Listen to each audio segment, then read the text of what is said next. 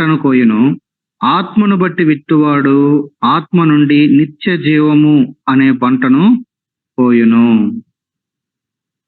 కాబట్టి 2 రకాల విత్తటం గురించి మాట్లాడుతున్నాడు. ఒకటేమో శరీరేచ్ఛలను బట్టి విత్తటము, మరొకటేమో ఆత్మని బట్టి విత్తటము. మనందరము విత్తుతున్నాము, అందులో ఏం డౌట్ లేదు. శరీరేచ్ఛలను బట్టి విత్తే వాళ్ళమా లేదా ఆత్మను బట్టి విత్తుతున్న వారమా అనేదే డిఫరెన్స్. నేను, మీరు, మనందరం ఈ రెండిట్లో ఏదో గుంపులో ఉంటాం. శరీరేచ్ఛలను బట్టి విత్తేవాడు క్షయమైపోయే పంటను కోస్తాడంట. ఆత్మను బట్టి విత్తేవాడేమో నిత్య జీవము లేదా క్షయము కానటువంటి, నాశనము కానటువంటి పంటను కోస్తారు. ఇది మనకి ఇక్కడ క్లియర్ గా బైబిల్ చెప్తున్నటువంటి సత్యం. బైబిల్ గ్రంథంలో మనకి ఎంతో మంది వ్యక్తుల యొక్క జీవితాలను చూస్తే వాళ్ళ యొక్క మాదిరులు మనకు కనబడతాయి.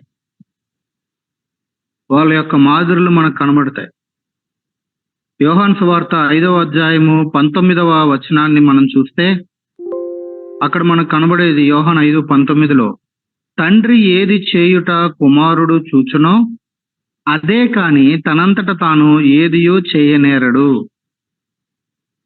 తండ్రి వేటిని చేయునో వాటినే కుమారుడును అలాగే చేయును. ఈ వచనంలో మనకి ఏమర్థమవుతుంది? పిల్లలు ఎవరిని అనుసరిస్తారు? సాధారణంగా తల్లిదండ్రులను అనుసరిస్తారు. అందుకే యేసయ్య కూడా చెప్తా, తండ్రి ఏమి చేయుట కుమారుడు చూస్తున్నాడో కుమారుడినైన నేను చూస్తున్నాను, నేను అదే చేస్తున్నాను, నా అంతటి నేనేం చేయట్లా. తండ్రి వేటిని చేయునో వాటినే కుమారుడు అలాగే చేయును. ఏం తప్పట్లేదు, అలాగే చేస్తా.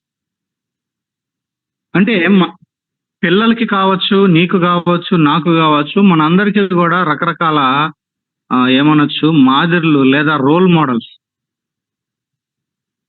కొంతమంది చెగువీరా అంటారు, కొంతమంది ఏమో భగత్ సింగ్ అంటారు, ఇంకొంతమంది ఏమో మహారాష్ట్రాల దగ్గరికి వెళ్తే వాళ్ళు శివాజీ అంటారు, లేకపోతే కొంతమంది ఏపీజే అబ్దుల్ కలాం అంటారు. క్రైస్తవుల దగ్గరకు వస్తే కొంతమంది ఏమో భక్సింగ్ గారు అంటారు. వీళ్ళందరూ ఎవరింతకి?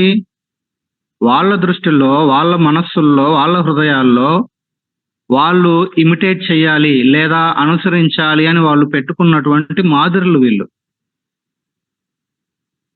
అబ్దుల్ కలాం గారు ఆ విధంగా చదివారు, ఈ విధంగా దేశానికి మేలు చేశారు, కాబట్టి నేను కూడా ఆ విధంగా అవ్వాలి, దేశానికి ఏదో చెయ్యాలి అనేది ఆయన యొక్క లైఫ్ను బట్టి పొందేటువంటి ఒక ప్రోత్సాహం, ఒక మాదిరిలాగా. బైబిల్ క్లియర్ గా చెప్తా ఉంది, తల్లిదండ్రులు కావచ్చు, వీళ్ళు ప్రాముఖ్యంగా మాదిరులు ఫ్యామిలీలో. అందుకే బైబిల్ చాలా స్పష్టంగా చెప్తా ఉంది. ఆదికాండము 26 తీయండి, మీ కళ్ళతో చూస్తా ఉండండి. ఇప్పుడు అధ్యాయం అంతా చదవడానికి మనకు సమయం సరిపోదు, కానీ ఆదికాండము 26వ అధ్యాయం. ఇక్కడ మనకి అబ్రహాము, ఇస్సాకు, నాన్న కొడుకు వీళ్ళిద్దరు కనిపిస్తారు.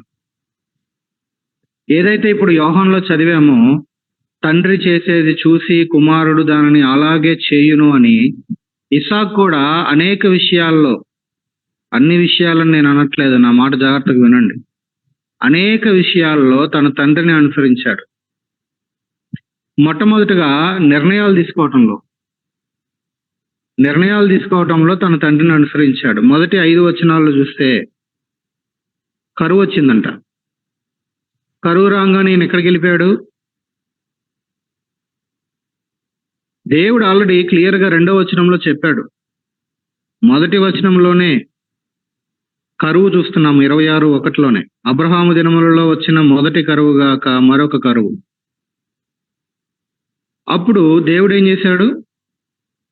ఇస్సాకుకి ప్రత్యక్షమై, నీవు ఐగుప్తులోనికి వెళ్ళక నేను నీతో చెప్పు దేశమునందు నివసించు అని ఆయన కరువులో ప్రత్యక్షమై ఇస్సాకుతో మాట్లాడాడు. అంతేకాదు, ఈ దేశమందు నీవు పరవాసమై ఉండుము, నేను నీకు తోడై ఉండి నిన్ను ఆశీర్వదించేదనను ఒక అద్భుతమైనటువంటి వాగ్దానాన్ని కూడా ఇచ్చాడు. అయితే ఇస్సాకు ఏం చేశాడు?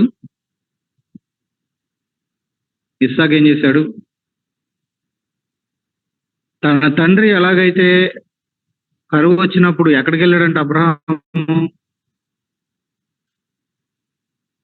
అబ్రహాము తెలిసిన వాళ్ళు చెప్పండి.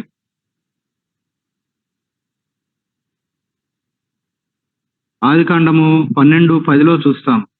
దేశంలో కరువు వచ్చిందంట. ఆ దేశంలో కరువు భారముగా ఉన్నందున అబ్రాము ఐగుప్తు దేశంలో నివసించుటకు అక్కడికి వెళ్ళాను. ఎక్కడికి వెళ్ళాడు అబ్రహాం గారు? కరువు రాగానే ఐగుప్తుకి పరిగెత్తాడు. సో అబ్రహాం కరువు రాగానే ఐగుప్తుకి పరిగెత్తాడు. ఇప్పుడు ఇస్సాకు ఏం చేశాడు? ఫిలిస్తీకి పరిగెత్తాడు. చూసారా? ఫిలిస్తీకి వచ్చాడు. అది మొదటి వచనంలోనే మనం చూస్తా ఉన్నాం. ఫిలిస్తీయ రాజు అయిన అబీమెలెకు నొద్దకు వెళ్ళాను.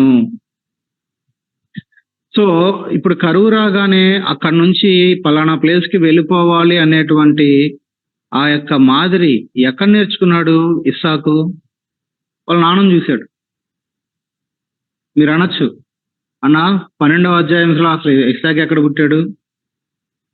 ఇస్సాకు అప్పటికి పుట్టలేదు కదా, శారమ్మ కన్సీవ్ అయ్యిందే లేదు కదా, పుట్టాల్సిన అవసరం లే. మనుష్యుడు ఏం విత్తునో ఆ పంటనే కోయును.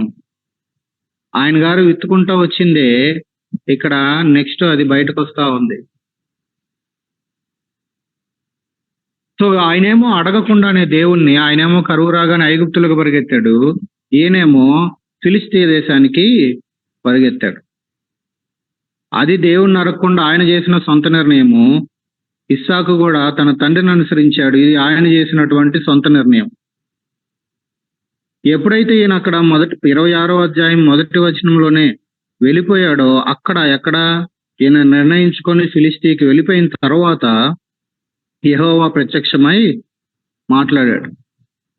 దేవుడు జోక్యం చేసుకున్నాడు.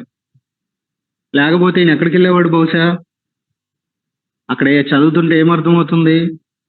నీ ఐగుప్తులోనికి వెళ్ళొద్దు అని ఎందుకు చెప్పాల్సి వచ్చింది? దేవుడు ప్రత్యక్షమై ఈయన నెక్స్ట్ ప్రయాణం ఎక్కడికి ఉండుండేది? బహుశా ఐగుప్తుకి వెళ్ళిపోయేవాడేమో. ఎందుకంటే అప్పుల్లో సూపర్ పవర్ అన్ని ఉండేవి కాబట్టి బహుశా పరిగెత్తేవాడేమో. అక్కడికి వెళ్తే ఎన్ని నష్టాలు జరుగుతాయి? దేవుడు కలగజేసుకోవాల్సి వచ్చింది. కాబట్టి నిర్ణయాలు తీసుకోవటంలో తండ్రిని అనుసరించాడు. దేవుడే జోక్యం చేసుకున్నాడు. దేవుడే హెచ్చరించాడు, జాగ్రత్త అని హెచ్చరించాడు. అదేవిధంగా వాగ్దానం కూడా చేశాడు. 3 పనులు చేశాడు ఆయన. ప్రత్యక్షమయ్యాడు, హెచ్చరించాడు, ఇక్కడే ఉండు వెళ్ళొద్దని. మూడవదిగా 3వ వచనంలో నేను నీకు తోడైంది నిన్ను ఆశీర్వదిస్తాను అని వాగ్దానం కూడా చేశాడు.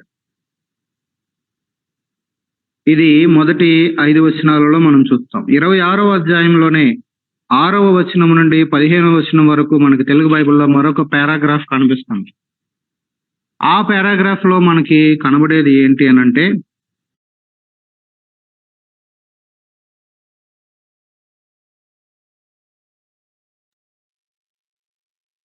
ఇస్సాకు గెరార్లో నివసించినప్పుడు అక్కడ ఉన్నటువంటి మనుషులు తన భార్యను చూసి, అబ్బా ఈమె ఎంత బాగుంది, ఎంత అందంగా ఉంది, ఎవరు ఈమె అంటే ఏం చెప్పాడంట ఇస్సాకన్నా? ఆమె నా సహోదరి అని చెప్పాను. ఎందుకని? భర్త అంటే నన్ను చంపేస్తారేమో, ఈడ అడ్డు తొలగిచ్చేసుకుంటే ఆమెను సొంతం చేసుకోవచ్చు అని నన్నేమన్నా చేసేస్తారేమో అని ఏం చెప్పాడంట? ఈమె నా సహోదరి అని అబద్ధం చెప్పాడు. ఆదికాండం 12వ అధ్యాయం 10 దాకా చదివాం కదా. వెంటనే 11, 12, 13 వచనాలు చూస్తే 12వ అధ్యాయంలో అబ్రహాం ఐగుప్తుకి వెళ్ళినప్పుడు చేసిన పని ఇదే. ఐగుప్తుకి వెళ్ళిన తర్వాత, అబ్బా ఈమె ఎంత అందంగా ఉంది శారమ్మ, ఎవరేమో అంటే అబ్రహాం ఏమన్నాడంట?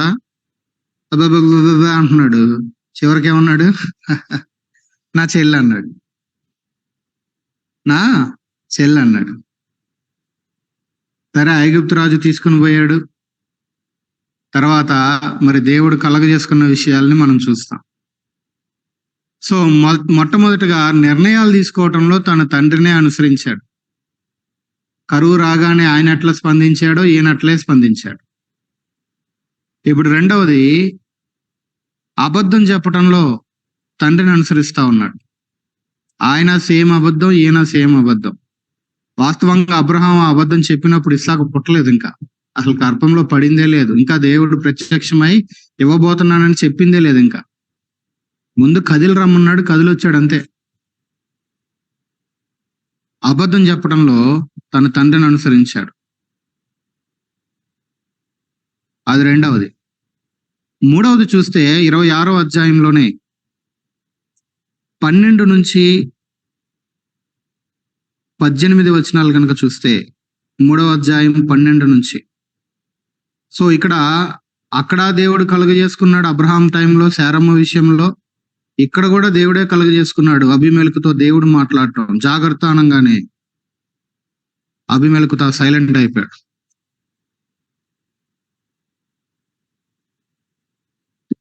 ఇక్కడ చాలా ఆశ్చర్యంగా ఉంటదండి.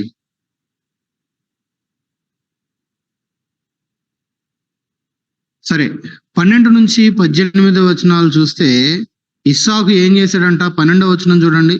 ఇస్సాకు ఆ దేశమందున్న వాడై విత్తనము వేసి ఆ సంవత్సరము 100 అంతలు ఫలము పొందెను. ఎంత ఫలం పొందాడంట? ఎంత విత్తాడో దానికి సంబంధించినటువంటి 100-fold ఫ్రూట్ అనేది, ఫలం అనేది చూశాడు. యెహోవా అతనిని ఆశీర్వదించెను గనుక ఆ మనుష్యుడు గొప్పవాడు ఆయను. దేవుని బిడ్డలముగా మనందరం ఇది గుర్తుపెట్టుకోవాలి. దేవుడు మనల్ని ఆశీర్వదిస్తే మనం గొప్ప వాళ్ళం అవుతాం. ఎవరో మనుషులు చేసేది కాదు ఇది. యెహోవా అతనిని ఆశీర్వదించెను గనుక ఆ మనుష్యుడు. ఆ రోజు ఇస్సాకు మనుష్యుడే, నువ్వు నేను మనందరం మనుష్యులమే. ప్రభు ఆశీర్వదించాలి, ప్రభు ఆశీర్వాదం రావాలి. అయితే ఇక్కడ ఈయన చేసిన పని ఏంటింతకి? చేతులు ముడుచుకొని కూర్చుంటే ఆశీర్వాదం రాలా. ఆయన ఏం చేశాడంట? విత్తనములు వేశాడు, కష్టపడ్డాడు, విత్తనాలు విత్తాడు, పని చేశాడు, దున్నాడు, పని చేశాడు, పని చేయించాడు తన దగ్గర ఉన్నటువంటి వాళ్ళతో. దేవుడు అతనిని ఆశీర్వదించెను.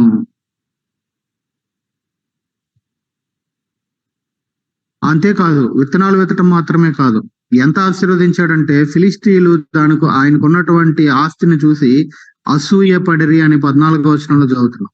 ఎంత ఆశీర్వదించాడు దేవుడు అంటే ఆయన్ని. చూసిన వాళ్ళకి, బాబోయ్ వీడికి ఆస్తి ఏంటి, వీడేంటి ఇట్లాగా, ఈ మందలేంటి, ఈ ఆస్తి ఏంటి, ఈ దాసులేంటి, ఈ దాసీలేంటి అని చూసి అసూయపడినంతగా ఆశీర్వదించాడంట. అంతేకాదు 15వ వచనంలో మనం చూస్తున్నాం, తన తండ్రి అయిన అబ్రహాము దినములలో అబ్రహాము దాసులు ఏవైతే బావులు తవ్వారో దానిని ఫిలిస్తీన్లు పూర్తి చేశారు. దీనిని మరలా ఈయన ఏం చేయటం మొదలుపెట్టాడు? తవ్వటం మొదలుపెట్టాడు. 18వ వచనంలో చూస్తాం, తిరిగి త్రవ్విస్తా ఉన్నాడు. మొదట ఒక దానిని త్రవ్వించాడు, వాళ్ళు వచ్చి ఇది మాదే అని గొడవ పెట్టారు. దానికి ఏసెకు అని పేరు పెట్టాడు, 20వ వచనం. తర్వాత ఇంకొక దగ్గరికి వెళ్ళి సర్లే అని చెప్పి దాన్ని వదిలేసి ఇంకొక దగ్గరికి వచ్చాడు, ఇది కూడా మాదే అని చెప్పి వాళ్ళు వచ్చి గొడవ ఆడటం మొదలు పెట్టారు. దానికి సిత్నా అని పేరు పెట్టారు, 21వ వచనం. వీళ్ళతో గొడవ ఎందుకని అక్కడ నుంచి పక్కకు జరిగి మళ్ళీ ఇంకొక బావిని తవ్వించాడు. వారు అక్కడ దాని విషయమై జగడమాడలేదు కాబట్టి దానికి రెహబోతు అని పేరు పెట్టాడు, 22వ వచనం. సో ఇక్కడ విత్తనాలు విత్తడం కావచ్చు, పూర్తి చేసినటువంటి బావుల్ని తిరిగి తవ్వించటం కావచ్చు, ఇదంతా కూడా కష్టపడేటువంటి మనస్తత్వం, ఇది పని చేయటం. ఇస్సాకు కష్టపడటంలో లేదా పని చేయటంలో కూడా తన తండ్రినే అనుసరించాడు. చూసారు, అబ్రహాము పని చేశాడు, చేయించాడు. ఇక్కడ ఇస్సాకు కూడా పని చేస్తున్నాడు, చేయిస్తా ఉన్నాడు. అప్పుడు ఆయన తవ్వించాడు, శత్రువు పూర్తి చేశాడు. ఇప్పుడు మరలా ఈయన తవ్వించటం మొదలు పెట్టాడు. కాబట్టి కష్టపడటంలో కూడా తన తండ్రిని అనుసరించాడు. అదే 26వ అధ్యాయము 23 నుంచి 24, 25 ఆ 3 వచనాలను చూస్తే దేవుడు అక్కడ ఎడమ కలుగజేశాడు. అక్కడ ఎవ్వరు వచ్చి గొడవడలేదు. దానికి రెహబోత్ అని పేరు పెట్టాడు. వెంటనే నెక్స్ట్ ఎక్కడికి వెళ్ళాడంట ఆయన? అక్కడి నుండి అతడు బెయేర్షెబాకు వెళ్ళెను. అక్కడే ఉండొచ్చుగా, ఎందుకు పరిగెత్తాడు బెయేర్షెబాకి? ఇస్సాకుకి తెలుసు. బెయేర్షెబాకు వెళ్ళగానే ఆ రాత్రియే యెహోవా అతనికి ప్రత్యక్షమై, నేను నీ తండ్రి అయిన అబ్రహాము దేవుడను, నేను నీకు తోడై ఉన్నాను గనక భయపడకుము. అబ్రహామును బట్టి నిన్ను ఆశీర్వదించి నీ సంతానాన్ని విస్తరింపజేస్తాను అని చెప్పాను.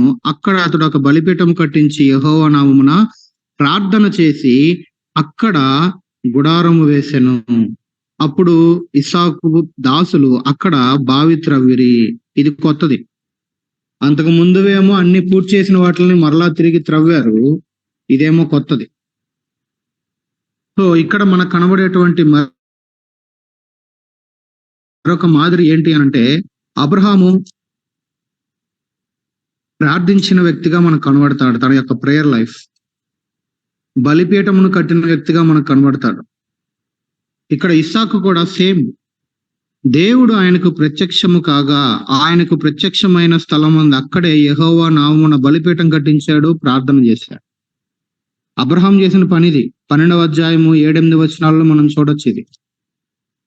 ఇస్సాకు ఇప్పుడు సేమ్ దానిని మరలా కొనసాగిస్తా ఉన్నాడు. దేవుడు ఆయనకు ప్రత్యక్షమైన స్థలమందు ఇమీడియట్ గా బలిపీఠం కట్టి అక్కడ ఆయన నామమున ప్రార్థన చేయటము. కాబట్టి ఇక్కడ మనకి ఏం కనిపిస్తా ఉంది? మనుష్యుడు ఏమి విత్తునో ఆ పంటనే కోయును. ఈ అధ్యాయంలో మనకు కనబడుతున్నటువంటి విషయాలు చూడండి. నిర్ణయాలు తీసుకోవటంలో అబ్రహామును అనుసరించాడు. అబద్ధం చెప్పటంలో అబ్రహామునే అనుసరించాడు. కష్టపడటంలో అబ్రహాముని అనుసరించాడు. ఇప్పుడు తన యొక్క ప్రేయర్ లైఫ్ ని చూసినప్పుడు అక్కడ కూడా అబ్రహామునే అనుసరిస్తా ఉన్నాడు. ప్రత్యక్షమైన దేవునికి ఇమ్మీడియట్ గా బలిపీఠం కట్టి ప్రార్థించటం.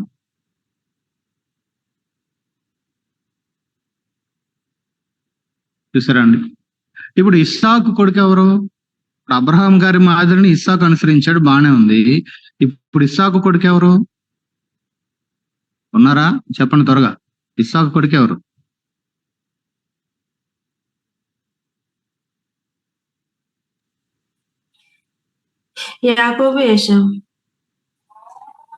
యాకోబు, ఏశావు.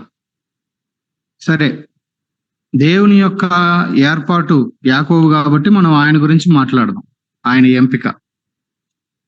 ఈ యాకోబు గారు ఇప్పుడు మరి సేమ్ ప్రిన్సిపల్ అప్లై అవుతుంది కదా. యాకోబు గారు వీళ్ళ నాన్నని ఎట్లా అనుసరించాడు? మరి ఆదికాండం 37వ అధ్యాయం దగ్గరికి వస్తే యాకోబు ఏ విధంగా తన తండ్రిని అనుసరించాడో మనము కొన్ని విషయాల్ని చూడొచ్చు. ఆదికాండము 25వ అధ్యాయం 26వ వచనాన్ని చూస్తే అక్కడ మనకి ఏం కనిపిస్తా ఉంది? 25, 26. తరువాత అతని సహోదరుడు బయటికి వచ్చినప్పుడు అతని చెయ్యి ఏశావు మడిమను పట్టుకుని ఉండెను గనుక అతనికి యాకోబు అను పేరు పెట్టబడెను. ఆమె వారిని కనినప్పుడు ఇస్సాకు 60 ఏండ్ల వాడు. సరే,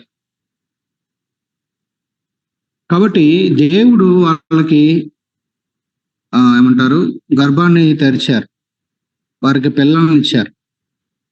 అయితే వీళ్ళు చేసినటువంటి పని ఏంటి? ఇంతకీ వీళ్ళు చేసిన పని ఏంటి? అదే 25లో మనం చూస్తాము. ఈ ఇస్సాకు భార్య అయినటువంటి రిబ్కా, వీళ్ళిద్దరికి 2 పిల్లలు కలుగగా ఇద్దరిని ఒకేలాగా చూడలేదు. ఇక్కడ పక్షపాతం వచ్చేసింది కుటుంబంలోకి. ఇస్సాకేమో ఏశావు అంటే ఇష్టపడుతున్నాడు, ఏశావుని రిబ్కా ఏమో ఎవరిని ఇష్టపడతా ఉంది? ఇద్దరిని ప్రేమించడం మొదలు పెట్టారు. పేరెంట్స్ ఈ విషయంలో చాలా జాగ్రత్తగా ఉండాలి. ఒకళ్ళుంటే ఏ గొడవ ఉండదు, కానీ ఇద్దరున్న దగ్గర మాత్రం ఏం గమనించాలి జాగ్రత్తగా?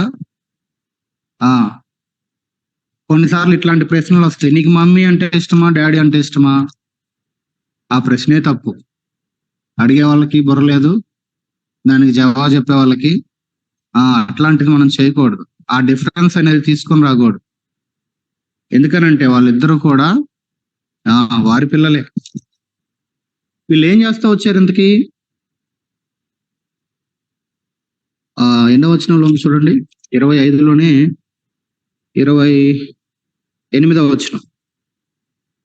ఏం చేశాడంట, ఈయనేమో వేటవాడి మాంసం తెస్తా ఉంటే ఇస్సాకు తింటా ఉన్నాడంట. గనుక అతనిని ప్రేమించాను. గనుక కండిషన్ చూడండి, వెళ్ళి వేటాడి మాంసం తెస్తా ఉన్నాడు. ఈయనకేమో ఇస్సాకుకి ఏశావు అంటే ప్రేమ, రిబ్కాకేమో యాకోబు అంటే ప్రేమ. కుటుంబాల్లో ఇట్లుంటారు. ఆడంటే బయటికి వెళ్ళి కష్టపడి ఉద్యోగం చేసి సంపాదిస్తున్నాడు, అమ్మాయిది ఏముంది ఇంట్లోనే ఉందిగా, కాబట్టి ఎవడంటే ప్రేమ చెప్పండి. మన ఇండియన్ కాంటెక్స్ట్ లో ఇదే కదా సమస్య. ఇది మన సమస్య కాదు, ఇది గ్లోబల్ సమస్య. ఇది అర్థమైందా? ఆ రోజు ఇజ్రాయేలీల కాలంలో వాళ్ళ ఫ్యామిలీలోనే మొదలైంది ఇది. కాబట్టి వీడేదో 4 రాళ్ళు తెచ్చి పెడుతున్నాడు, ఏమేముందిలే రేపు పెళ్లి చేసుకుని వెళ్ళిపోద్ది. కాబట్టి ఫోకస్ అంతా ఎవరి మీద ఉంటది? ఆ విధంగా ఉండటానికి వీలు లేదు. యాజ్ ఏ క్రిస్టియన్ పర్టికులర్ గా మనం చూసారా, ఇద్దరు ఉన్నారు తల్లిదండ్రులు, ఇద్దరు చెరొకరిని ప్రేమించడం మొదలు పెట్టారు. ఇప్పుడు చూడండి, ఇప్పుడు దాకా ఏం చూసాము? అబ్రహాము ఏమి చేశాడో దానిని ఇస్సాకు అనుసరించాడు. నిర్ణయాలు తీసుకోవటంలో అనుసరించాడు, అబద్ధం చెప్పడంలో అనుసరించాడు, కష్టపడటంలో అనుసరించాడు, ప్రార్థించడంలో, బలిపీఠం కట్టడంలో అనుసరించాడు అని గుర్తు చేసుకున్నాం. ఇప్పుడు ఇస్సాకు ఏం విత్తుతున్నాడో చూడండి. ఇస్సాకు విత్తేది చూస్తున్నాం. వీళ్ళు పక్షపాతాన్ని విత్తుతున్నారు. ఒకళ్ళొకరిని ఇంకొకరిని ప్రేమిస్తున్నారు. ఇప్పుడు 37వ అధ్యాయం దగ్గరికి వెళ్ళేసరికి, ఆదికాండం 37లో అక్కడ యాకోబు ఏం కోస్తున్నాడు? లేకపోతే యాకోబు ఏం చేస్తున్నాడంట? ఆయన కూడా సేమ్ ప్రిన్సిపల్ ని ఇక్కడ చదువుదాలండి. 27:41 చూడండి. ఆదికాండం 27:41. సరే, ఈ యొక్క పక్షపాతాన్ని బట్టి, వీళ్ళు చూపించిన ఫేవరెటిజం బట్టి చాలా నష్టాలు జరిగినాయి ఆ కుటుంబంలో. ఒకరినొకరు మోసం చేసుకున్నారు. భార్య భర్తని మోసం చేసింది, తమ్ముడేమో అన్నని మోసం చేశాడు. ఒకరినొకరు మోసం చేసుకున్నారు కుటుంబాల్లో. ఈ మోసం చేసుకోవాల్సినటువంటి పరిస్థితులు ఎందుకు వచ్చినాయి? అర్థమవుతుందా? ఫ్యామిలీస్ లో ఇది చాలా డేంజర్. ఒకరినొకరు మోసం చేసుకుంటున్నారు. ఈ రోజుల్లో కూడా పరిస్థితులు ఈ విధంగా, అందులోనూ క్రైస్తవ కుటుంబాల్లో కనబడటం మనం బాధపడాల్సిన విషయం. అది సరే, బయట కుటుంబాల సంగతి తర్వాత లేండి, ముందు మన కుటుంబం కొరకు ఆలోచిద్దాం. దేవుడు మనకిచ్చిన ఫ్యామిలీ, శారీరకమైన ఫ్యామిలీ ఉంది, సంఘము అనేటువంటి ఆత్మీయమైన కుటుంబం ఉంది. ఈ 2 కుటుంబాల్లో ఈ విధంగా ఉండటానికి వీల్లేదు. పక్షపాతం ఉండటానికి వీల్లేదు. చదువుని బట్టో, అందాన్ని బట్టో, ఉద్యోగాన్ని బట్టో, లేదా ధనమును బట్టో, కులాన్ని బట్టో, దేన్నో ఒక దాన్ని బేస్ చేసుకొని కొంతమందికి ఎక్కువ విలువనివ్వటము, కొంతమందిని తక్కువ విలువనివ్వటం, ఆ విధంగా ఉండటానికి వీల్లేదు. ఫ్యామిలీలో 2 పిల్లలు ఉంటే ఇద్దరు ఒకలాగా ఉంటారో చెప్పండి? ఇద్దరు పెంచిన వాళ్ళకి బాగా తెలుసు, ఇద్దరు అంతకంటే ఎక్కువ. ఒకడేమో హైపర్ యాక్టివ్ ఉంటాడు, ఒకడేమో మందమట్టులాగా ఉంటాడు. ఒకడేమో వాడిని కంట్రోల్ చేయడానికే మన తల ప్రాణం తోక్కాల్సింది, ఒకడేమో చెప్పిన మాట అంటుంటాడు. సో ఫ్యామిలీస్ లో పక్షపాతం అనేది వెరీ డేంజర్. ఒకరిని ప్రేమించటము, ఒకరిని దూరంగా పెట్టడము వెరీ డేంజర్. ఇస్సాకు ఇది విత్తుతున్నాడు. అబ్రహాం విత్తింది ఇస్సాకు కోసాడు, ఇస్సాకు సేమ్ చేశాడు, చూసాం కదా. ఇప్పుడు ఇస్సాకు ఈ పక్షపాతం చూపిస్తుంటే మనకు సమయం సరిపోదు, నేను చెప్పేస్తాను. 37కు వచ్చేసరికి ఆదికాండము మొదటి నుంచి చూస్తే దీన్ని ఇప్పుడు యాకోబుకు వస్తున్నాడు. యాకోబు ఏం రిపీట్ చేస్తున్నాడు? ఆయనకి ఫస్ట్ నుంచి ఎవరంటే ఇష్టం?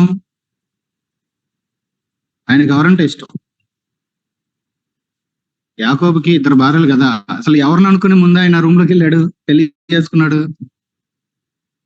రాహేల్ అంటే ఈయనకి పిచ్చి ప్రేమ అన్నమాట.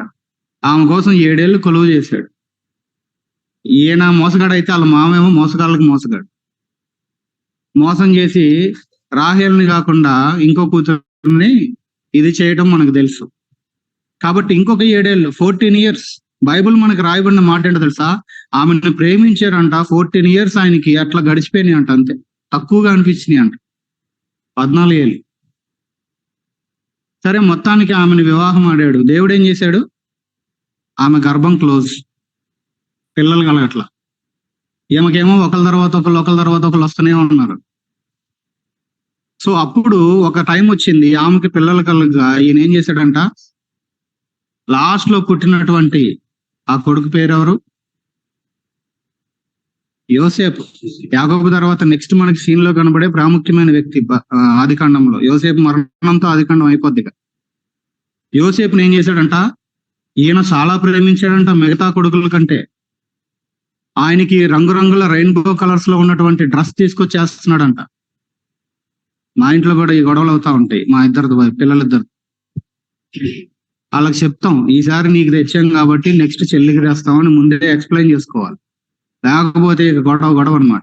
నాకు తెచ్చే వాళ్ళకి తేలేదు, నాకు తెచ్చే వీడికి తేలేదు. కానీ ఇక్కడ ఎలాగైతే ఇస్సాకు ఒకరిని ప్రేమించి ఒకరిని ఇంకొకలాగా చూడటం ఏదైతే చేశాడో, సేమ్ ఇప్పుడు యాకోబు రిపీట్ చేస్తున్నాడు. ఏమి విత్తునో అదే కోయిను, అదే కోయిను. యాకోబు కూడా తన పిల్లల విషయంలో అదే చేశాడు. అందుకే మనం ఇందాక ఒక వచనం చదివాం, యోహాను 5:19. తండ్రి ఏది చేయుట కుమారుడు చూచునో అదే కుమారుడు చేస్తాడు, వేరేదేం కాదు. అది యేసుప్రభు తండ్రి అయిన దేవుణ్ణి చూసి చేస్తున్న పని గురించి ప్రస్తావించబడింది. అది మనము ఒకవేళ ఈ సందర్భంలో పెట్టి ఆలోచిస్తే, ఈ రోజు మనము ఏం విత్తుతున్నామో రేపు అదే మనం కోస్తాం.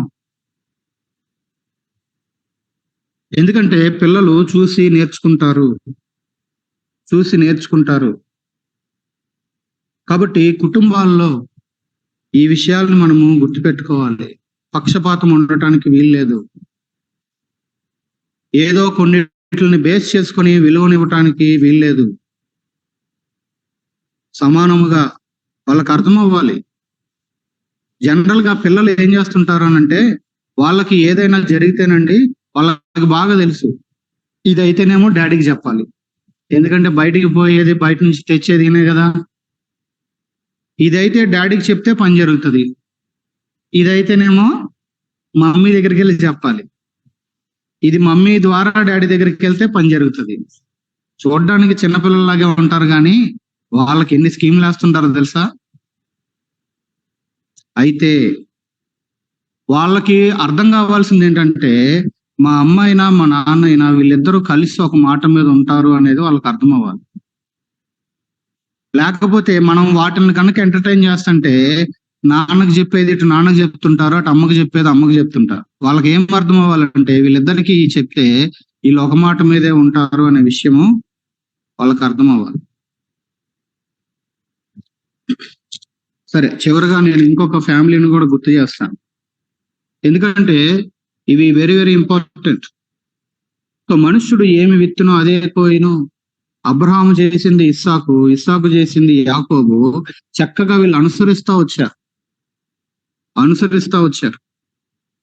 అయితే కుటుంబంలో ఇప్పుడు ఇవి ఉండకూడనటువంటివి చూసాము, ఉండాల్సినవి కూడా ఒక విషయాన్ని చూద్దాం. నిర్గమాకాండం 18 తీయండి. నిర్గమాకాండము 18వ అధ్యాయం. ఆ అధ్యాయం అంతా దయచేసి తర్వాత చదవండి, నేను చెప్పేస్తాను, నాకు సమయం సరిపోదు. నిర్గమాకాండం 18లో ఇక్కడ మనకు కనబడేటువంటి ఫ్యామిలీ ఏ ఫ్యామిలీ అని అంటే, మోషే కుటుంబం. మోషే ఇజ్రాయెల్ ప్రజలకి ఒక మంచి నాయకుడు. అంతేకాకుండా తన యొక్క ఫ్యామిలీ లైఫ్ ను కూడా మనం ఇక్కడ చూడొచ్చు. 18వ అధ్యాయము 5, 6, 7 వచనాలలో చూస్తే ఎవరు వచ్చారంట మోషే దగ్గరికి? తన మామయ్య అయిన ఇత్రో మోషే దగ్గరికి వచ్చాడు. మోషే దగ్గరికి రాగానే ఇత్రో చేసినటువంటి పని ఏంటి చెప్పండి? ఆయన ఏం చేశాడు ఇంతకీ? మోషే యొక్క భార్యని, పిల్లలను తీసుకుని వచ్చాడు. ఓకే, సరే, ఈయన తీసుకుని వచ్చిన తర్వాత ముందు వీళ్ళు చేసినటువంటి పని ఏంటి అని అంటే, ఒకళ్ళ క్షేమక సమాచారము ఒకళ్ళు అడిగి తెలుసుకున్నారు. ఎలాగైతే మనం కలుసుకున్నప్పుడు ఏక్క బాగున్నారా, అన్న బాగున్నారా, ఎలా ఉన్నారు, ఆరోగ్యం ఎలాగుంది అని మంచి చెడులు ఎలాగైతే మనం అడుగుతామో ఆ విధంగానే వీళ్ళు ఏం చేశారు? అదే చూస్తున్నాం 7వ వచనం ముగింపులో, వారు ఒకరి క్షేమము ఒకరు తెలుసుకొని గుడారములోనికి వచ్చిరి. ముందు కుటుంబాల్లో ఏముండాలి అని అంటే, ఒకరి క్షేమము ఒకరు తెలుసుకునేవారిగా ఉండాలి. నీ క్షేమంతో నాకు పని లేదు, నా క్షేమంతో నీకు పని లేదు అన్నట్టుగా ఒకరి క్షేమము ఒకరు తెలుసుకొని గుడారంలోనికి వచ్చారంట. ఇంకా ఇల్లు లోపలికి కూడా పోలా, బయటే హగ్ చేసుకున్నాడంట, ముద్దు పెట్టుకున్నారంట. ఒకరి క్షేమమును ఒకరు తెలుసుకున్నారు. ఇక రెండవదిగా 8వ వచనం నుండి 11వ వచనం వరకు చూస్తే వీళ్ళు ఏం సంభాషించారు అని అంటే, సాధారణంగా కొంత గ్యాప్ తర్వాత కలిస్తే కొంతమంది ఊరికి ఆళ్ళ ఊసులు, ఇళ్ళ ఊసులు, అమ్మలక్కల ఊసులు అన్ని మాట్లాడుతూ ఉంటారు. కానీ వీళ్ళు కుటుంబంలో ఏముండాలో చూడండి, వీళ్ళ సంభాషణలు ఎలా ఉన్నాయి. 8వ వచనం, యెహోవా ఇశ్రాయేలీయుల కొరకు ఫరోకును ఐగుప్తీయులకు చేసినదంతయు, త్రోవలో తమకు వచ్చిన కష్టము యావత్తును, యెహోవా తమను విడిపించిన సంగతియు తన మామతో వివరించి చెప్పాను. ఏం చెప్తున్నాడు? దేవుడు ఎలా నడిపించాడో, ఎలాంటి అద్భుతాలు చేశాడో, అరణ్యంలో మాకెంత కష్టం వచ్చిందో, ఆ కష్టంలో దేవుడు ఆహారం ఎలా ఇచ్చాడో, నీళ్ళు ఎట్లా ఇచ్చాడో, ఆయన చేసినటువంటి కార్యాలను గురించి మోషే తన మామయ్య అయినటువంటి ఇత్రోతో చెప్తా ఉన్నాడు. దేవుని మాటల్ని సంభాషిస్తా ఉన్నారు వీళ్ళు. ఆ ఊసులు ఈ ఊసులు కాదు.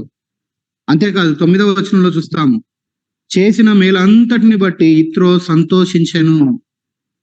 దేవుని మాటల్ని, దేవుని కార్యాలని విన్నటువంటి ఇత్రోకి ఏం కలిగిందంట? సంతోషము. ఎప్పుడైనా కలుసుకున్నప్పుడు మాట్లాడుకోవాల్సినవి ఇవి. లాస్ట్ టైం మనం కలిసిన దానికి ఇప్పుడు కలిసిన దానికి మధ్యలో ఒకసారి చెప్తా నేను, దేవుడు ఏమేం చేశాడో, దేవుడు ఎట్లా తోడుగా ఉన్నాడో, దేవుడు ఎట్లాంటి కార్యాలు చేశాడో నేను చెప్తాను విను అని చెప్పగా దేవుడి కార్యాలని వారు షేర్ చేసుకున్నారు. దానిని బట్టి సంతోషించాను. అంతేకాదు, సంతోషించడమే కాదు, 10వ వచనం చివరిలో, విడిపించిన యెహోవా స్తుతింపబడును గాక అని ఇత్రో ఏం చేయడం మొదలుపెట్టాడు? సంతోషించటమే కాదు, దేవుని స్తుతించటం మొదలుపెట్టాడు. అంతేకాదు 11వ వచనం చూడండి, యెహోవా సమస్త దేవతల కంటే గొప్పవాడని ఇప్పుడు నాకు తెలిసినదనెను. ఇప్పుడు నాకు అర్థమవుతా ఉంది. Now I know. ఎందుకంటే ఇత్రోకి ఇంకా పరిపూర్ణంగా ఆ విషయాల గురించినటువంటి, సో ఎప్పుడైతే ఈ విషయాల్ని పంచుకున్నాడో సాక్ష్యరూపకంగా దేవుని కార్యాలని, సో మొట్టమొదటగా ఈ కుటుంబంలో ఏం చేశారు? ఒకరి క్షేమం ఒకరు తెలుసుకునేవారుగా ఉండాలి ఫ్యామిలీస్ లో. రెండవది, దేవుని మాటలు సంభాషించేవారుగా ఉండాలి. ఊరికి ఆ ఊసులు ఈ ఊసులు, నీకు తెలుసా అన్నిట్లంట, అన్నట్లంట అని చెప్పడం వల్ల నువ్వు చేసే మేలేంటి? ఆ అన్న గురించిన ఒక నెగిటివ్ విత్తనాన్ని తీసుకెళ్లి నీ భార్య హృదయంలో నాటుతున్నావు. ఏమన్నా ఉపయోగం ఉందా? లేదా నువ్వు చెప్పే ఏదో దాన్ని బట్టి నీ భర్త హృదయంలో తీసుకెళ్లి ఎవరి గురించో ఒక విత్తనం నాటుతున్నావు. ఎందుకు అవన్నీ? ఒకరి క్షేమం ఒకరు తెలుసుకునేవారుగా ఉండాలి. రెండవదిగా, దేవుని యొక్క మాటల్ని, అదే విధంగా దేవుని యొక్క కార్యాలని సంభాషించేవారుగా ఉండాలి. ఎప్పుడైతే అవి మాట్లాడతామో బయటకు వచ్చేది ఏంటంటే రెండు. ఒకటి సంతోషము, రెండు స్తుతి. ఇక్కడ అవే బయటకు వచ్చినాయి. చివరిగా మూడవది 12 నుంచి 27 వరకు ఆ అధ్యాయం చివరి వరకు చూస్తే ఇదంతా అయిపోయింది, రోజులు గడుస్తున్నాయి. ఒక రోజు మోషే న్యాయపీఠం మీద కూర్చొని తీర్పు తీర్చడానికి కూర్చున్నాడు. పొద్దు నుంచి రాత్రి దాకా ఒకడనకాల ఒకడు క్యూ కట్టి వస్తూనే ఉన్నారు. మోషేకి లేచి వాష్రూమ్కి వెళ్ళడానికి దొరకట్లేదు టైము, అన్నం తినడానికి దొరకట్లేదు టైము, పిల్లలతో ఏదన్నా సరదాగా పిల్లలతో మాట్లాడడానికి లేదు. ఎందుకంటే ఇంతకాలం లేరు మోషేతో వీళ్ళు. వాళ్ళని తీసుకొని ఇప్పుడే వచ్చారు తాతగారు, తన కూతుర్ని పిల్లల్ని తీసుకొని.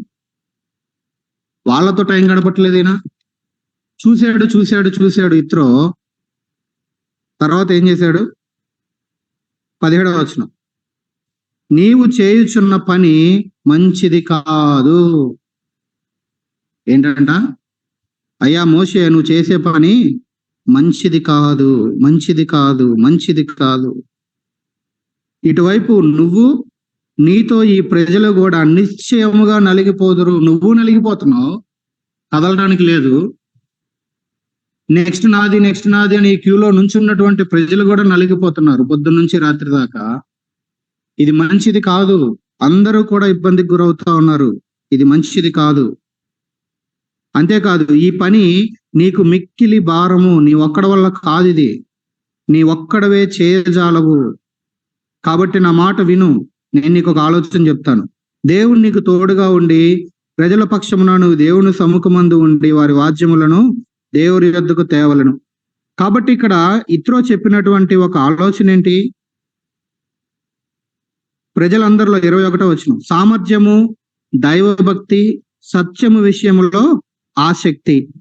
క్వాలిటీస్ చూడండి. ఎవరుండారు లీడర్గా? వాడికి ముందు సామర్థ్యం ఉండాలి. ఇదే మనము తిమోతి పత్రికలో చూసాం లాస్ట్ వీక్ కూడా. ఏమని? సామర్థ్యము గల, నమ్మకమైన సామర్థ్యము గల మనుషులకు అప్పగింపము. అందరికీ కాదు. సామర్థ్యం ఉండాలి, దైవభక్తి ఉండాలి, వీళ్ళకి సత్యము విషయంలో ఆసక్తి ఉండాలి. వీళ్ళు లంచగొండులుగా ఉండటానికి వీల్లేదు. 1000 మందికి ఒకటిగా, 100 మందికి ఒకటిగా, 50 మందికి ఒకటిగా, 10 మందికి ఒకటిగా వారి మీద న్యాయాధిపతులను నిరూపించు. వాళ్ళు న్యాయం తీరుస్తారు. అక్కడ సెటిల్ అయిపోతాయి. సీరియస్ ఇష్యూస్ ఉంటే నీ దగ్గరికి వస్తాయి. ఇది ఎట్లాగుందనంటే డిస్ట్రిక్ట్ కోర్టు, ఓకే, ముందు లోకల్ కోర్టు ఉంటుంది, తర్వాత జిల్లా కోర్టు ఉంటుంది, తర్వాత హైకోర్టు ఉంటుంది, ఆ తర్వాత సుప్రీం కోర్టు ఉంటుంది. ఆ లెవెల్స్ ఆ విధంగా చేస్తే అందరికీ బాగుంటుందని చెప్పినప్పుడు మంచి ఆలోచన ఇచ్చాడు. ఆ మంచి ఆలోచనను మోషే ఏం చేశాడు? స్వీకరించి ఆ విధంగా అపాయింట్ చేశాడు. ఒకవేళ ఇత్రో ఆ మాట చెప్పకపోతే, మోషే దానినే కొనసాగుతూ ఉంటే, ఇటు మోషేకి కానీ అటు ఇజ్రాయేలీలకు కానీ ఎట్లుండేది? ఇక మిగతా పనులన్నీ మానేసి మోషే ఏ పని చేస్తా కూర్చోవాలిగా? అర్థమవుతుందండి? ఇక ఎప్పుడు ఈ జడ్జిమెంట్లు చేసుకుంటూ కూర్చోవటం, ఇక ఆయనకి వేరే పని ఉండదు ఇక. సో ఇక్కడ మనం నేర్చుకోవాల్సిన మరొకటి ఏంటి అని అంటే, ఫ్యామిలీస్ లో మంచి ఆలోచనలు ఇచ్చే వారంగా ఉండాలి, మంచి ఆలోచనలను స్వీకరించే వారంగా ఉండాలి. కొన్ని ఆలోచనలు ఎంత ఘోరంగా ఉంటాయి అని అంటే, ఫ్యామిలీస్ లో మంచి ఆలోచనలు ఇచ్చేవారంగా ఉండాలి, వాక్యానుసారమైనటువంటి ఆలోచన. దానికి ఏం కావాలి అని అంటే దైవభక్తి ఉండాలి, సత్యం విషయంలో ఆసక్తి ఉండాలి. ఆ క్వాలిటీస్ ఉన్న వాళ్ళే రైట్ విధంలో గైడ్ చేయగలుగుతారు, లేదా ఆలోచన ఇవ్వగలుగుతారు. ఎవరెవరిదో దగ్గరికి వెళ్తే ఏదేదో బోర్డు సలహాలు ఇస్తారు. జాగ్రత్తగా ఉండాలి. సో ఫ్యామిలీస్ లో మంచి ఆలోచనలు ఇచ్చే వారంగాను, అది వాక్యానుసారమైనదిగా మంచి ఆలోచనగా ఉన్నట్లయితే కనుక దానిని మనము స్వీకరించి ఆచరణలో పెట్టే వారంగాను కూడా మనము ఉండాలి. సో 3 ఫ్యామిలీస్ ని లేదా 4 ఫ్యామిలీస్ ని గుర్తు చేసుకున్నాం. అబ్రహాం ఫ్యామిలీ, ఆయన ఏం చేశాడో ఇస్సాక్ రిపీట్ చేశాడు. ఇస్సాక్ ఫ్యామిలీని చూసాం, ఆయన ఏం చేశాడో యాకోబు రిపీట్ చేశాడు. సో మనం మర్చిపోకూడదు, ఈరోజు ఏం విత్తుతున్నామో రేపు అది కోస్తాం. అఫ్ కోర్స్ ఈరోజు చిన్నపిల్లలకు తెలియదని మనం అనుకుంటామేమో. నో, అబ్రహాం మోసాలు చేసినప్పుడు అసలు ఇస్సాకు పుట్టల, ఇంకా ఆమె గర్భవతి కానే కాల. బట్ స్టిల్ సేమ్ ఆయన అక్కడ రిపీట్ చేయటాన్ని మనం చూస్తాం. మోసపోకుడి, దేవుడు వెక్కిరింపబరుడు, మనుష్యుడు ఏం విత్తునో ఆ పంటనే పోయిను. సో ఏమి ఉండకూడదో గుర్తు చేసుకున్నాము, ఏమి ఉండాలో మోసే ఫ్యామిలీ నుంచి గుర్తు చేసుకున్నాం. ఒకరి క్షేమమును ఒకరు అడిగి తెలుసుకునే వారంగా ఉండాలి. దేవుని మాటల్ని సంభాషించే వారంగా ఉండాలి. దాన్ని బట్టి సంతోషం వస్తుంది, స్తుతి వస్తుంది. తర్వాత మంచి సలహాలు, మంచి ఆలోచనలు చెప్పేవారంగా ఉండాలి. అందుకే బైబిల్లో దేవుడు కూడా అధ్యక్షుడగ వారు లేదా నడిపించేటువంటి వారికి ఇచ్చినటువంటి క్వాలిటీస్ లో తన కుటుంబం విషయము మాట్లాడటాన్ని కూడా మనం చూస్తాం. సో మన ఫ్యామిలీకి మనం లీడర్, అది మర్చిపోకూడదు. లీడర్ అనగానే ఇంకా మగాయనే అండి నాదే ఉందిలే అని అనుకోవడానికి వీల్లేదు ఫ్యామిలీలో. అందుకే ఫ్యామిలీని ఎప్పుడు ఇట్లా పోలుస్తూ ఉంటాం. పైలట్, కో పైలట్ అని 2 ఉంటారు. మెయిన్ పైలట్ ఒక ఆయనే, పక్కన ఉండేవాడిని ఏమంటారంటే కో పైలట్ అంటారు. సో వీళ్ళిద్దరికి కింద ఏటీసీ సెంటర్ నుంచి సిగ్నల్స్ ఆర్డర్స్ వెళ్తా ఉంటాయి. ఇటు దిప్పు, ఇట్లెళ్ళు, కొంచెం ఆగి, ఇప్పుడే దిగమాక అని వాళ్ళకి ఇన్స్ట్రక్షన్స్ వెళ్తా ఉంటాయి. సో ఏటీసీ సెంటర్ దేవుడు అనుకోండి, ఒకవేళ కో పైలట్ భార్య అయితే ఇక్కడ ఇద్దరు డిస్కస్ చేసుకొని అల్టిమేట్ గా డెసిషన్ ఎవరు తీసుకుంటారు? పైలట్. ఏదన్నా నష్టం జరిగింది, క్వశ్చన్ ఎవరిని చేస్తారు కిందకు వచ్చాక? కో పైలట్ ని కాదు, పైలట్ ని. So in the same manner మన కుటుంబాలను కూడా మనము ఈ విధంగా జాగ్రత్తగా చూసుకుందాం, ప్రభువుకి అప్పగించుకుందాం. ఈ రోజు మనం ఏం విత్తుతున్నామో జాగ్రత్తగా గమనించుకుందాం. ప్రార్థన చేసుకుందాం.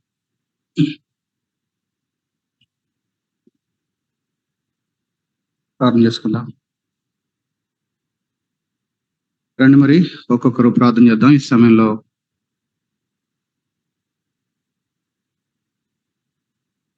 చేయండి, ఒకరు ప్రార్థన చేయండి. విరిగిన వాక్యంతో ప్రార్థన చేద్దాం. ప్రభు మీతో మాట్లాడిన మాటలతో మరి సమర్పించుకుందాం. అదేవిధంగా రేపు జరగవలసినటువంటి ఆరాధన కొరకు సర్వలోకంలోను, అదేవిధంగా లోకల్ చర్చ్ లో స్థానికంగా ఈ స్థలం ముందు జరిగే ఆరాధన కొరకు దేవుని వాక్యము, అదేవిధంగా సండే స్కూల్ పరిచర్య, దయచేసి ఈ విషయాల కొరకు మనం ప్రార్థన చేద్దాం. చేయండి, ఒకరు ప్రార్థన చేయండి. మందిరంలో వాళ్ళకు చేయండి.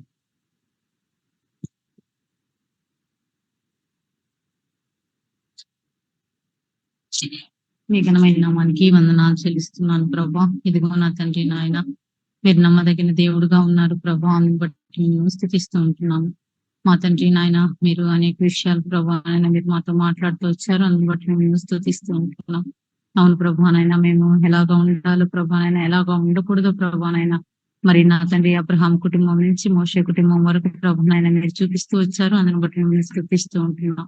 అవును ప్రభా, ఇదిగో నా తండ్రి నాయన, మరి బిడ్డల పట్ల ప్రభా నా తండ్రి నాయన పక్షపాతం చూపించకూడదు అన్న విషయాన్ని ప్రభా మీరు తెలియజేశారు. మీకు వందనాలు చెల్లిస్తున్నాం ప్రభా. ఇదిగో నా తండ్రి నాయన, దేవా అవును తండ్రి నాయన, మా యొక్క కుటుంబాల్లో ప్రభా నాయన, దేవా నా తండ్రి నాయన, మేము కామన్ గా చేస్తూ వస్తున్నటువంటి ఆ మిస్టేక్స్ ని ప్రభా నాయన మీరు ఎత్తుపడుతూ వచ్చారని బట్టి మీకు వందనాలు. మా హృదయాలను మీరు మార్చండి దేవా, మీకు స్తోత్రాలు చెల్లిస్తూ ఉంటున్నాము నాయన. ఇదిగో ప్రభా నా తండ్రి నాయన, పక్షపాతం లేకోకుండా మేము దేవా మరి నా తండ్రి నాయన మరి పిల్లల్ని చూడగలుగుటకు సహాయం దయచేయండి. మోసపోకుడి మరి ఏది విత్తుతారో దాన్ని కోస్తారని ప్రభావం మీరు సెలవిస్తూ ఉంటున్నారు నాయన, సహాయాన్ని దయచేయండి.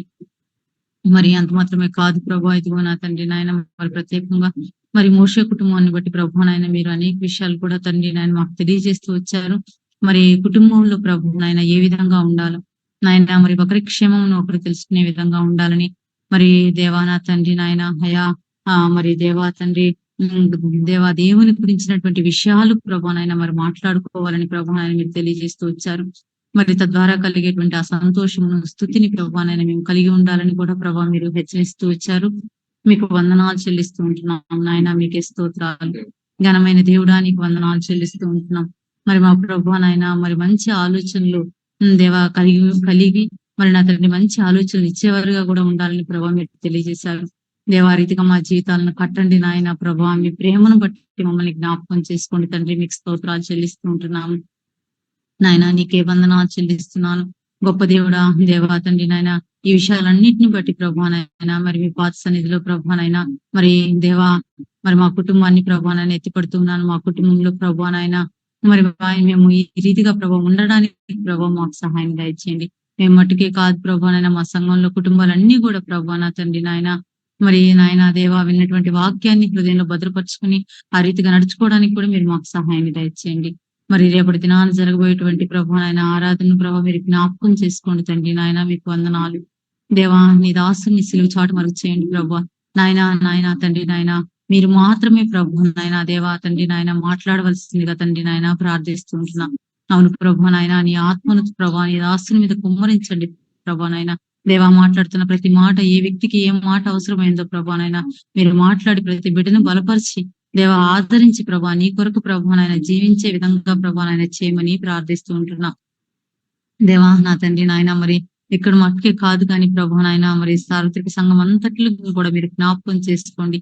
ఎక్కడెక్కడ ఆరాధన జరుగుతుంది అంతా కూడా ప్రభా నాయన ప్రభా నీ చిత్తానుసారంగా జరిగించండి. నాయన దేవా మీరు కనికరించండి ప్రభా, మీరు కృప చూపించండి దేవా. నామకార్థమైన క్రైస్తవ భక్తిలో నుంచి ప్రభా నాయన విడిపించండి ప్రభా నాయన. లోకంలో ప్రభా అనేక మంది ప్రభా నాయన దేవా తండ్రి మరి ఈ రీతిగానే ప్రభా నాయన మేము ప్రభా దేవా తండ్రి నాయన ఏదో వెళ్తున్నాం వస్తున్నాం అన్నట్లే ప్రభా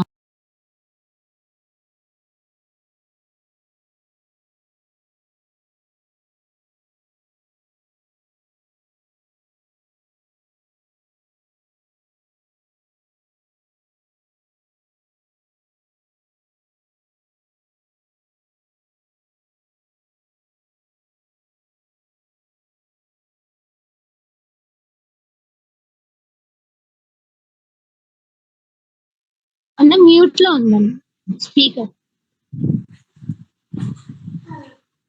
నాయన సహాయం అనుగ్రహించమని ప్రభా నాయన ప్రార్థిస్తూ ఉంటున్నాము. ఈ ఆరాధన అంతట్లో ప్రభా నాయన మీరు మాత్రమే ఆధిపత్యం వహించి ప్రభా నా తండ్రి నాయన మహిం పొందవలసిందిగా వేడుకుంటూ ఈ మా ప్రార్థన మనల్ని అంగీకరించి సఫలపరచమని ప్రభు యేసుక్రీస్తు పరిశుద్ధ నామమున ప్రార్థన చేసి అడిగి వేడుకుంటున్నాం పరమ తండ్రి. ఆమేన్.